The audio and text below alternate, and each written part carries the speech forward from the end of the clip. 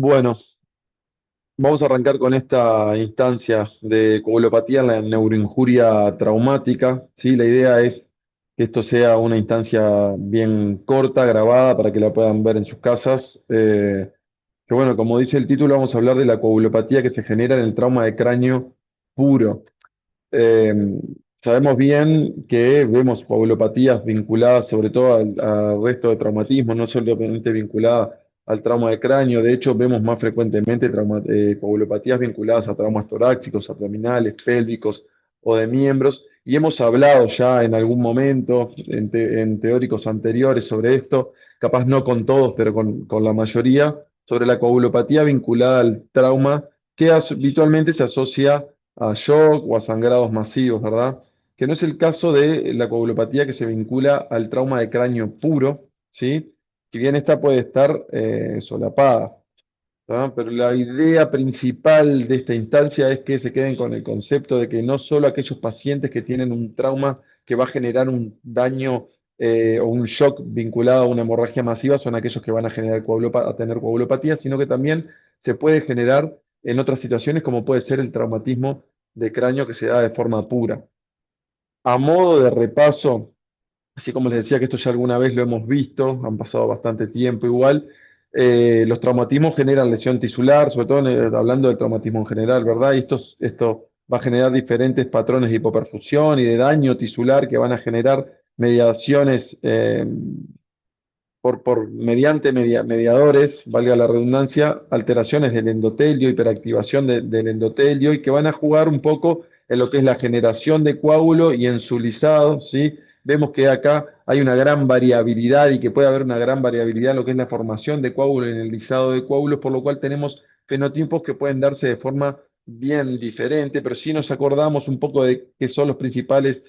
causales de sangrados en el contexto del trauma grave, tenemos que recordar bien que son pacientes que se presentan con diferentes alteraciones de coagulopáticas, como pueden ser vinculados a fenómenos de hiperfibrinolisis, de disfunción de plaquetas o de consumo de plaquetas, de depresión de fibrinógeno y de descenso en la generación de trombina, pero acordarnos también que en la coagulopatía inducida por trauma tenemos fenómenos que van a ser contrapuestos y podemos tener, por ejemplo, en este caso que yo les puse un muñeco ahí que estaba quemando, por ejemplo, el fenotipo traumático del quemado, van a ver que es bien diferente de aquel fenotipo traumático del paciente que se exsanguina, ¿verdad? Y destacar acá la importancia de la monitorización de la coagulopatía para hacer tratamientos lo más dirigidos posibles, siempre que se pueda, sabiendo que si bien lo que predomina en el paciente traumatizado, que vemos generalmente, sobre todo en aquellas heridas penetrantes torácicas, abdominales, pélvicas o en aquellos traumas cerrados graves que puedan generar sobre todo lesiones de vísceras macizas y eh, sangrados graves, sabemos que va a predominar la hiperfibrinolisis, la disfunción plaquetaria, el consumo de fibrinógeno y la gran depresión, pero también tenemos en cuenta que existen fenómenos que incluso pueden ser opuestos de hipercoagulabilidad y que esto hay una gran variabilidad. Y a esto apuntamos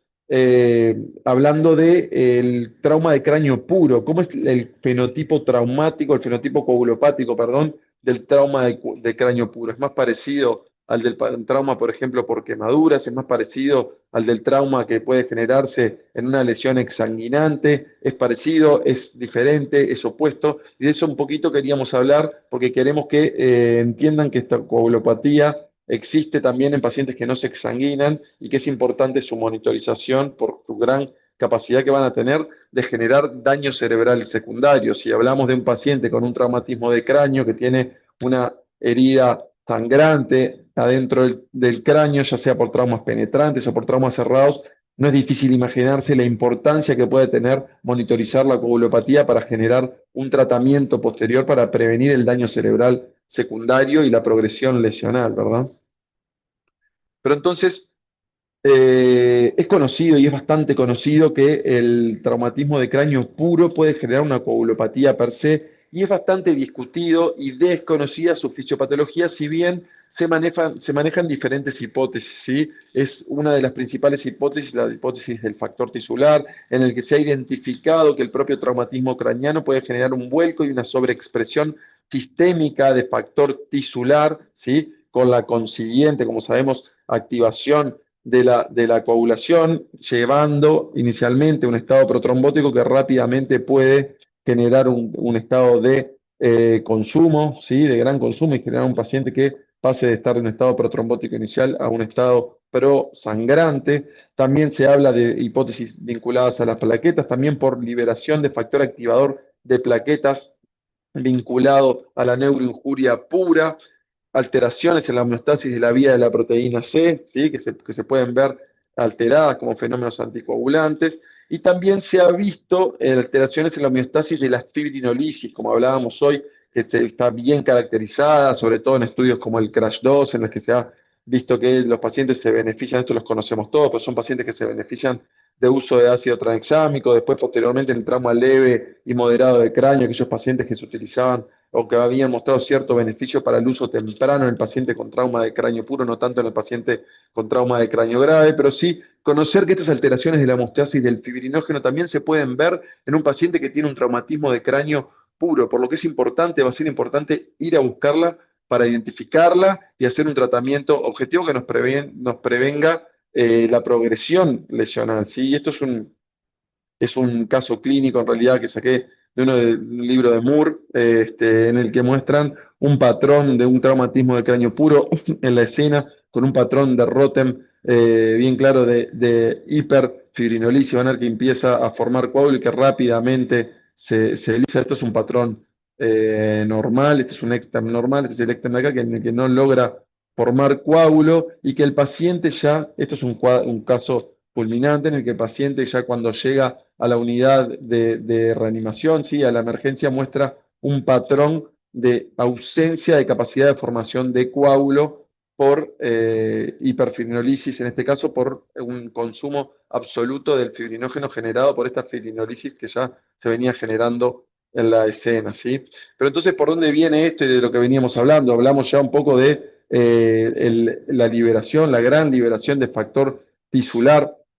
¿sí? Que se puede dar en el trauma de cráneo puro. Esto también vinculado esto va a generar una activación de la homeostasis, como dijimos recién. Esto también vinculado a un estado protrombótico, porque puede estar generado por un estado inflamatorio, ¿sí? Va a generar una disminución de la vía de la proteína C, y estas dos cosas en conjunto, asociadas a una inhibición de factor 5, factor 8, y a una disminución de la fibrinolisis que puede darse, por lo menos inicialmente, puede llegar a generar una hipercoagulabilidad y generar progresión lesional mediante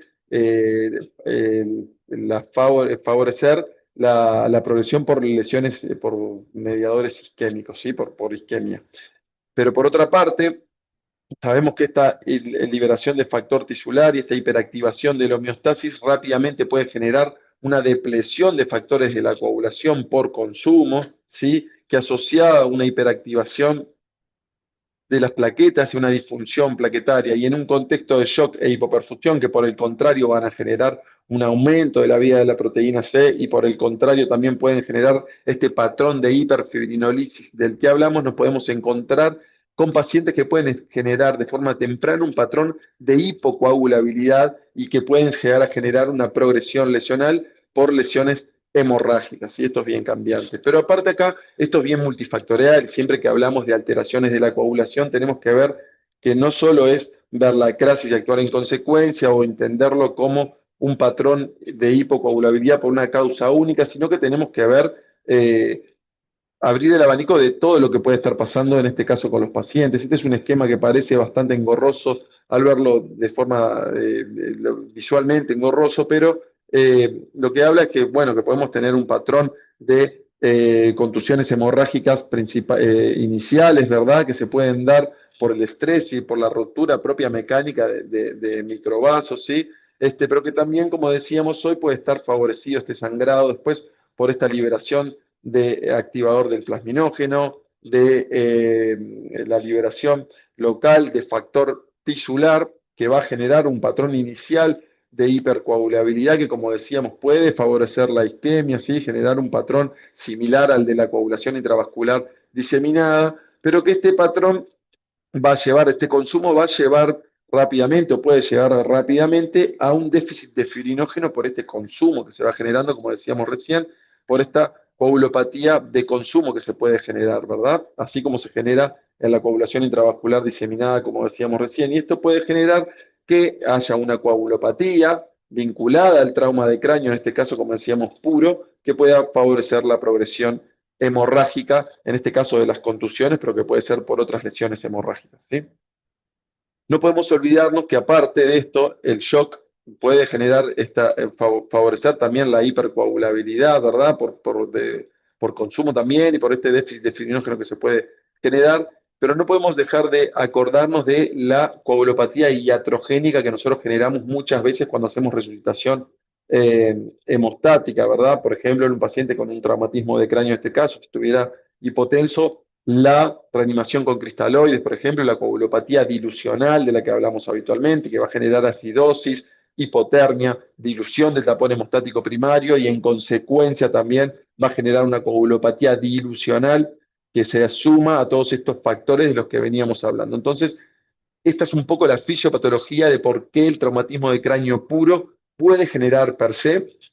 una coagulopatía, y sabiendo que existe, yo no pretendo que nos acordemos de todos estos, de las alteraciones del glicocálix, de la proteína C, de la activación de la coagulación de la vía extrínseca porque se libera factor tisular, etcétera, etcétera, etcétera, pero sí me interesa que sepamos que la coagulopatía vinculada al trauma de cráneo puro existe, se da y la tenemos que buscar, ¿sí? Para tratarla, si es que aparece, para evitar la progresión lesional. Pero esta coagulopatía vinculada al trauma de cráneo puro ha sido estudiada últimamente, no tanto, sí, hace varios años, son 3 estudios viejos que les voy a mostrar, este, que identifican como factores de riesgo, agarran pacientes con y sin coagulopatía y estudian factores de riesgo y encontraron como factores de riesgo el trauma, la magnitud del trauma, sí, es decir, aquellos pacientes que tenían una coagulopatía, este esquema que les muestro acá son eh, de izquierda a derecha, mayor, perdón, mayor gravedad por score de gravedad de trauma, ¿verdad? En los 4, y lo que se vio es que aquellos pacientes que tenían coagulopatía, independientemente de la gravedad del trauma de cráneo, tenían mayor días intubados, es decir, que tenían menos días libres de ventilación, ¿sí? Lo mismo pasaba en aquellos pacientes que tenían coagulopatía vinculada al trauma, una mayor incidencia de fallo multiorgánico, ¿sí? Tenían mayor incidencia también de disfunción neurológica posterior al pasaje por la unidad de cuidados intensivos y se identificó independientemente de la escala de injuria abreviada, ¿sí? Independientemente de la gravedad del trauma como un factor de riesgo de mortalidad, ¿sí? ¿Qué factores favorecían esto aparte? La resucitación agresiva con fluidos, el uso de más de 2 litros eh, en el ambiente prehospitalario se asoció a mayor desarrollo de coagulopatía inducida por trauma, independientemente también del score de trauma. ¿Sí? Estos son diferentes líneas que muestran con diferentes tipos de score de trauma, de menor a izquierda a mayor volumen de cristaloides preclínicos, el desarrollo de coagulopatía fue significativamente mayor para todos los niveles de gravedad de trauma, ¿sí? Y bueno, la presión arterial sistólica también, a menor presión arterial sistólica, tanto en la escena como en la emergencia, acá tienen en pacientes más oscuros aquellos pacientes que desarrollaron coagulopatía y aquellos pacientes que no, el porcentaje, aquellos pacientes que tenían sistólicas por debajo de 90 en la escena desarrollaban más coagulopatías, ¿sí? Que aquellos pacientes que no la tenían, y aquellos pacientes que en la emergencia la desarrollaban también tenían mayor desarrollo de coagulopatía, a su vez que aquellos pacientes que la tenían tanto en la escena como en la emergencia tenían un desarrollo bastante mayor, casi no, superior al 50% de los pacientes que se analizaron, ¿sí?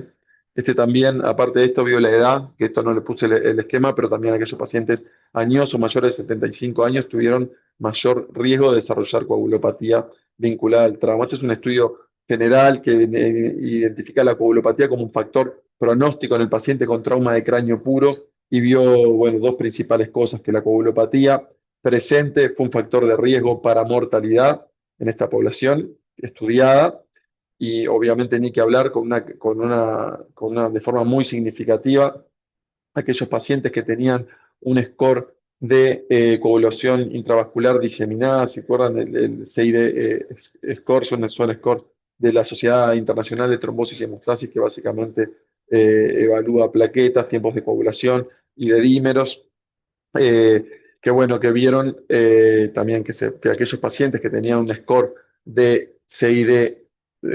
presente, o sea que se usa el 5 como valor de corte, mayor de 5 o menor de 5, se murieron de forma significativamente mayor. Y después se identificaron factores de riesgo para el desarrollo de coagulopatía en aquellos pacientes con trauma de cráneo puro, e identificaron al Glasgow menor de 8, es decir, a la gravedad del trauma, al Glasgow menor de 8 como un factor de riesgo, la ausencia de cisternas de la base, la hemoglobina menor de 10, el valor de dímeros elevado, ¿sí? Y el lactato arterial como factores de riesgo independiente para el desarrollo de coagulopatía en el trauma. Este es otro estudio, también bastante viejo, que lo que busca es ver aquellos pacientes, compara pacientes que tienen un trauma de cráneo puro sin coagulopatía y con coagulopatía, con algunos outcomes como son la estadía hospitalaria, la estadía en la unidad de cuidados intensivos y la mortalidad. No vio diferencias en estadía hospitalaria, sí vio que aquellos pacientes que tenían un trauma de cráneo con desarrollo de coagulopatías tenían una estadía en la unidad de cuidados intensivos significativamente mayor, y aparte fue un factor de riesgo para morirse, ¿sí? E identifica una regresión logística, hace dos pasos: uno en una regresión logística en toda la población de pacientes, fueron 425 pacientes, y hace una segunda en aquellos pacientes a los que se excluyen aquellos pacientes que tuvieron trauma de cráneo, abdomen o extremidades, ¿sí? Y bueno, y vio para estos pacientes de este último subgrupo del que hablábamos, con un score de severidad mayor de 3, que el Glasgow menor de 8 fue un factor de riesgo independiente, el ISS mayor de 16, el desarrollo de edema, sí o no, en tomografía, la presión arterial sistólica por debajo de 90, la presencia o ausencia de hemorragia subaracnoidea y la desviación de la línea media como factores de riesgo eh, para, eh, para el desarrollo de coagulopatía, ¿sí? Por último, me interesa mostrarles este último estudio que creo que es importante tratar de tener una idea previa de cuándo de nuestros pacientes. Nuestros pacientes pueden desarrollar coagulopatías vinculadas a su capacidad de desarrollarla por su genética, por la magnitud, en este caso, del trauma, por ejemplo, la presencia o ausencia de otros traumas. Y este es un estudio que busca ver previo a la injuria si son pacientes que tenían terapias anticoagulantes y si esto era importante a la hora de el pronóstico funcional neurológico y de su mortalidad. Y lo que vio es que aquellos pacientes, son 475 pacientes que no tenían anticoagulación previo a la injuria o terapias antiplaquetarias, contra unos 122 pacientes que sí tuvieron anticoagulación o tenían tratamientos antiplaquetarios previo al trauma de cráneo, y vio que la incidencia de mortalidad fue mayor en aquellos pacientes que tenían antiplaquetarios o anticoagulación previa, al igual que un pronóstico funcional neurológico a 6 meses, que fue significativamente peor en aquellos pacientes que tenían antiplaquetarios o anticoagulantes previo al ingreso. Por lo cual es importante también no solo tener en cuenta lo que pasa en el momento, sino que tener una idea de lo que tienen nuestros pacientes y de lo que tenemos que hacer en base a los tratamientos médicos que podían llegar a venir recibiendo en cuanto a antiplaquetarios y anticoagulantes, porque pueden llegar a tener indicación de reversión en un traumatismo de cráneo grave, ¿sí? Pero entonces, ¿por qué es importante este tema y por qué estamos hablando de esto? Porque esto claramente es un generador, es un potencial generador de daño cerebral secundario, ¿sí? De progresión lesional, de crecimiento de las lesiones hemorrágicas. Por ejemplo, estos son ejemplos nomás. Este es también sacado de ese libro de Moore del que les comentaba. Es un caso clínico real nomás, en el que muestra un paciente con un trauma de cráneo grave, con unas fracturas en la ventana ósea con hemorragia, sobre todo subaracnoidea, y algún elemento indirecto de presión intracraneana, ahí con un ventrículo lateral que está ligeramente comprimido, no tengo más cortes de la imagen, que llega con una presión arterial sistólica de 110-60, con una frecuencia cardíaca de 80, con estos parámetros de lactato, pH que están acá, ¿sí? Hemoglobina inicial de 13 y poco, un INR de 1,2, unos dedímeros algo elevados, con un fibrinógeno de 103 y 147 mil plaquetas, que instala una inisocoria en un periodo de 2 horas desde el ingreso hasta que se hace esta nueva tomografía de cráneo, que ve, como hablábamos, elementos de progresión lesional, y este paciente es un paciente que instaló en estas 2 horas una coagulopatía. Si ustedes ven, bueno, vamos a ver la parte del laboratorio convencional, no lograron medir el INR, sí, pero tenía tiempos de coagulación prolongados, lactato elevado y un fibrinógeno, sobre todo, aparte de que hay una caída de las plaquetas que es bastante discreta, se puede formar perfectamente coágulo con 119 mil plaquetas, pero un paciente que tenía 30 de fibrinógeno, y bueno, yo entiendo que no está, no lo tenemos disponible en todos los hospitales en los que formamos residentes y posgrados, pero que bueno, que tenía una alteración clarísima del extem, ¿sí? En el que se formaba un coágulo muy chico con un FIBTEM que claramente no lograba formar coágulo por esta ausencia o prácticamente ausencia de fibrinógeno, ¿sí? O sea que este paciente desarrolla una coagulopatía y si bien no es la causa única, esto sin duda está favoreciendo la progresión lesional. Este es un caso parecido en el que también tenemos dos tomografías, ¿sí? Con sangrado y extracraniano, con hemorragia subaracnoidea al ingreso a una hospitalario, eh, que tiene un ROTEM inicial con una buena formación de coágulo, un tiempo de coagulación bueno, con un ancho bueno y un lisado que por lo menos no impresiona exagerado y bueno, con un fibrinógeno normal. Si vemos en los valores estándar de laboratorio, el paciente llegó con 174 mil plaquetas, una hemoglobina ligeramente descendida, un tiempo de protrombina, acá está en segundos, entre 16,3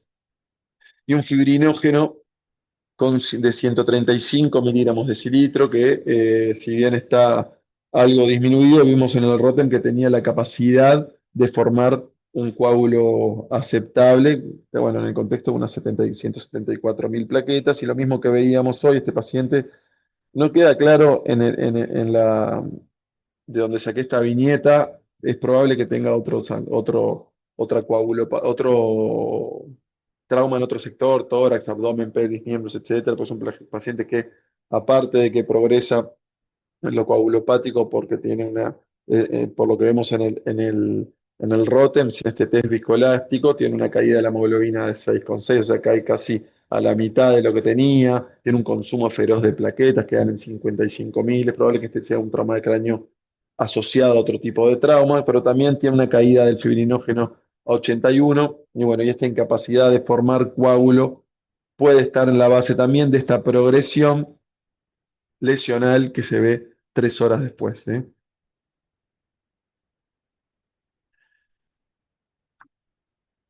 Estos son estudios viejos también que buscan, o lo que les quiero mostrar es, son estudios sobre progresión lesional, ¿sí? Este es un estudio publicado en el 92, un estudio bastante viejo, ¿sí? De trauma, de lesión secundaria vinculada al trauma de cráneo. Son 253 pacientes con trauma de cráneo grave sometidos a tomografías seriadas en las que se estudia cualquier afección coagulopática que puedan tener, ya sea prolongación de los tiempos de protrombina, KPTT, o descenso del recuento plaquetario, ¿sí? Dentro de rangos de referencia, solamente un 36, es bastante, pero bueno, un 36% de los pacientes tuvo progresión lesional tomográfica, pero aquellos pacientes que tuvieron una alteración del TP, el KPTT o descenso del recuento plaquetario, en un 85% hubo progresión lesional tomográfica, es decir, que la presencia de cualquier afectación de cualquier parámetro de la coagulación de los que se estudiaron se asoció a mayor progresión lesional tomográfica, ¿sí? Este es un estudio similar en el que buscan, son 72 pacientes con trauma grave de cráneo cerrado y también analizan la afección de cualquier parámetro de la coagulación, ya sea INR, KPTT o recuento plaquetario disminuido, y vieron una progresión de la hemorragia en 32 de estos 72 pacientes, y la diferencia entre los pacientes coagulopáticos contra aquellos pacientes no coagulopáticos vio que los pacientes coagulopáticos tuvieron progresión en el 80%, mientras que aquellos pacientes que no estaban coagulopáticos solamente progresaron en el 36%, ¿sí? Y este es un último estudio que lo que busca ver predictores, ¿sí? Acá me interesa, son 142 pacientes con trauma grave de cráneo que también se hicieron tomografías seriadas y buscan progresión lesional tomográfica, y lo que me interesa sobre todo es que la crisis inicial, la alteración del TP en la crisis inicial fue un factor de riesgo también independiente para la progresión lesional tomográfica. Es decir, que es importante que lo tengamos en cuenta porque sabemos que se asocian las coagulopatías vinculadas al trauma de cráneo a progresión lesional tomográfica, ¿sí? ¿Qué tenemos nosotros a mano para monitorizarlo? Bueno, la coagulación enzimática, lo que hay en todos lados es tiempo de protrombina, INR, KPTT, recuento de fibrinógeno. Sabemos que el recuento de fibrinógeno en muchos de los hospitales donde trabajamos es derivado, ¿sí? Yo a los residentes acá los molesto bastante con este tema. Acá tenemos fibrinógeno derivado, salvo que pedamos un fibrinógeno cuantitativo, funcional, que nosotros lo pedimos como fibrinógeno de Klaus, por método de Klaus, que nos va a dar un valor más real. Tener bien en cuenta que el fibrinógeno derivado se deriva de los valores del TP, del KPTT, y da valores que no son tan fiables y que sobre todo los límites inferiores de la normalidad, estos valores pueden estar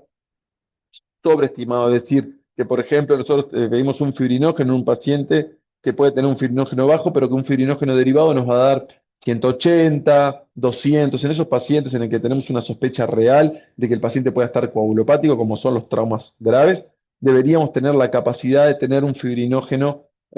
cuantitativo, un fibrinógeno de Klaus, o en su defecto, test viscoelásticos. Acá puse los test viscoelásticos, que eran los que les estaba mostrando. No quiero ahondar mucho en esto porque sé que la mayoría de los colegas no tienen todavía acceso a los mismos, pero bueno, también con test viscoelácticos estamos tranquilos de que tenemos un monitoreo real de cómo es el nivel de fibrinógeno de estos pacientes, que para nosotros es uno de los principales afecciones que tenemos que ir a buscar, ¿sí? Con respecto a las plaquetas, también estamos un poco atados por lo que es la disfunción plaquetaria, en el que sí tenemos recuento plaquetario, es importante conocerlo, saber cuándo tenemos que transfundir plaquetas. Ahora vamos a hablar porque hay alguna discordancia en diferentes estudios, sobre todo en el contexto de un trauma de cráneo, con lesiones hemorrágicas en cráneo. Y bueno, la trombolastometría, si bien no mide función plaquetaria directamente, sabemos que cuando logran formar un coágulo real, podemos estar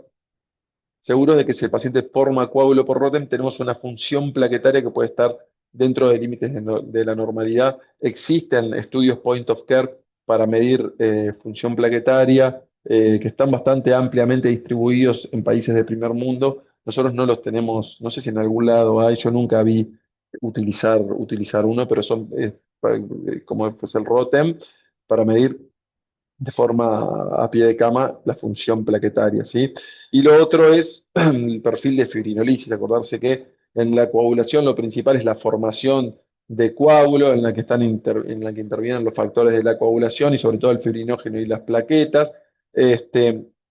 la anticoagulación, mediada sobre todo por la vía de la proteína C y S. Y la fibrinolisis, que lo que hace es mantener una homeostasis entre la formación de fibrina y su lisado, ¿sí? El lisado del coágulo para que no nos estemos trombosando de forma constante, que esta fibrinolisis sabemos que puede estar afectada, sobre todo nos preocupa a estos pacientes que tienen hiperfibrinolisis, si bien sabemos que el fenómeno de shutdown fibrinolítico son aquellos pacientes que tienen una fibrinolisis abolida o prácticamente abolida, también es un fenómeno que se asocia a mayor mortalidad, sobre todo en el trauma. Nos interesan estos pacientes, sobre todo que se presentan extremadamente fibrinolíticos, ¿sí? Como es el trauma grave general, en esos pacientes que vienen con shock, y esos son a partir de esta explicación fisiopatológica que surge el uso de ácido tranexámico como antifibrinolítico en el paciente traumatizado a partir de los estudios CRASH 2 y CRASH 3. Pero bueno, para valorar la fibrinolisis tenemos todos disponible dedímeros. Sabemos que en aquellos pacientes inflamados los dedímeros se elevan, pero en los pacientes que tienen valores extremos de dedímeros nos puede dar alguna ayuda, o productos de degradación de la fibrina que tampoco están disponibles en todos lados. Y sí, para esto los test viscoelásticos que rápidamente nos pueden hablar de un patrón de hiperfibrinolisis o de hipofibrinolisis, pero sobre todo para buscar estos patrones de hiperfibrinolisis que en el contexto de trauma pueden beneficiarse de uso de ácido tranexámico, que bueno, que esto no lo tenemos ampliamente disponible en todos los hospitales, ¿sí? Esto es un poquito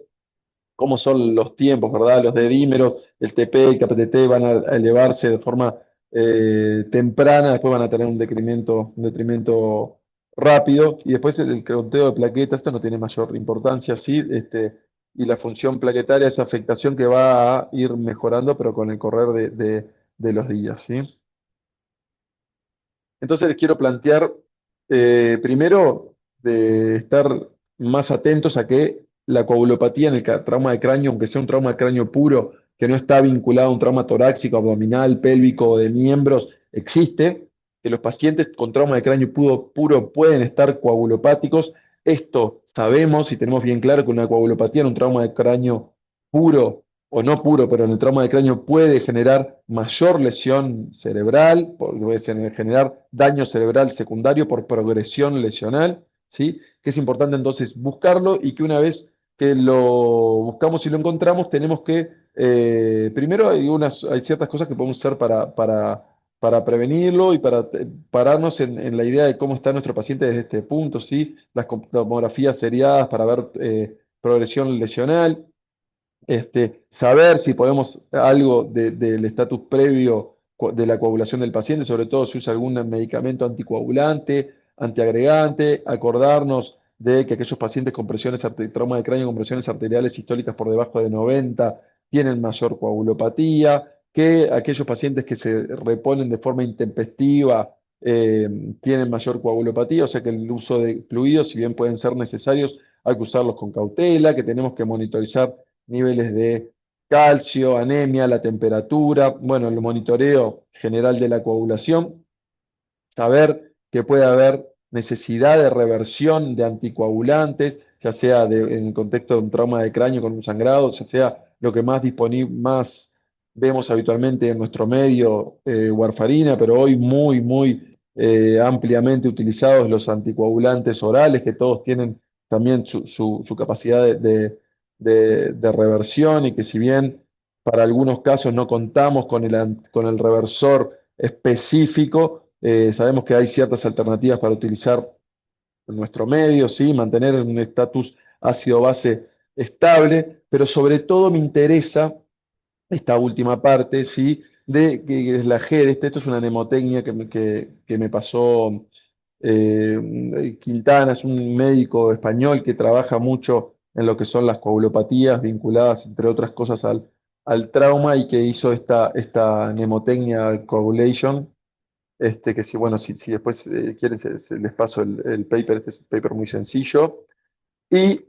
sobre todo me interesa que cuando abordamos estos pacientes no empecemos a transfundir de forma masiva con todo lo que encontramos, sino que tengamos una terapia o que sometamos a nuestros pacientes a una terapia hemostática dirigida, ¿sí? Que bueno, que sabemos que idealmente o podrían beneficiarse del uso de test viscoelásticos como los que veíamos recién, pero que bueno, que muchas veces lo que tenemos nosotros son eh, laboratorio convencional de coagulación, ¿sí? En el que podemos ver recuento plaquetario, TP, KPTT, este, recuento de fibrinógeno, muchas veces derivado, insisto en que tenemos que estar muy atentos a esto, y en el que, bueno, que podemos llegar a tener que hacer transfusiones. Y acá, en este esquema, ellos ponen plaquetas, recuento plaquetario menor de 50.000 para transfundir en el paciente con traumatismo de cráneo. Si nos acordamos, los que estuvimos juntos hablando de coagulopatías en otros teóricos, pero si no, les recuerdo las últimas guías europeas de coagulación, que son de las más completas, eh, hablan de 100.000 cuando el traumatismo es de cráneo, ¿sí? Plaquetas, pero bueno, este, del tiempo de protrombina, la prolongación del mismo, ¿verdad? Recordar si tenemos una prolongación del tiempo de protrombina o del INR considerable, no cualquier alteración discreta, tener en cuenta la posibilidad de usar plasma fresco o concentrado de complejo protrombínico, ¿sí? Cuando tenemos fibrinógeno por debajo de 150, el uso de crioprecipitados, que es lo que más habitualmente hay en nuestro medio, o de fibrinógeno comercial, ¿sí? Para transfundir, ni que hablar de aquellos pacientes que tienen, por ejemplo, un traumatismo de cráneo, estando anticoagulados, con un sangrado intracraneano, anticoagulados con warfarina, por ejemplo, que tenemos un INR que viene con rango de anticoagulación, incluso a veces pasados, reconocer la importancia del uso de concentrado de complejo protrombínico en estos pacientes, si no lo tenemos disponible como alternativa, el uso de plasma fresco, ¿sí? Pero sí importante es hacer terapias dirigidas, monitorizar y dirigir, ¿sí? Como para hacer una ensuma, entonces, recordar que esto es un fenómeno multifactorial, hay una activación sistémica de factor tisular, dijimos que hay liberación de factor activador de plaquetas, disfunciones de de la vía de la proteína C y alteraciones más o menos variables de los perfiles fibrinolíticos, ¿verdad? Que pueden desarrollar, presentar tasas de progresión tomográfica significativamente superiores, es decir, que esta coagulopatía va a generar o puede generar progresión lesional, sí, que hay ciertos factores que se asocian, o sea que hay tipos de pacientes en los que tenemos que estar más atentos al desarrollo de una coagulopatía vinculada al trauma de cráneo, ¿sí? Y que requiere una evaluación integral de estudios enzimáticos, plaquetarios, marcadores de fibrinolisis, idealmente pruebas viscoelásticas, ¿sí? Y bueno, básicamente va por ahí. Creo que como mensaje final, recordar creo que ya lo dije como 14 veces, pero una última vez, que la coagulopatía vinculada al trauma de cráneo puro existe, es importante buscarla porque se asocia a daño cerebral secundario, ¿sí? A mayor progresión lesional, es importante buscarla y si la encontramos, actuar en consecuencia, ¿sí? Bueno, muchas gracias. Eso es todo lo que tenía para comentarles.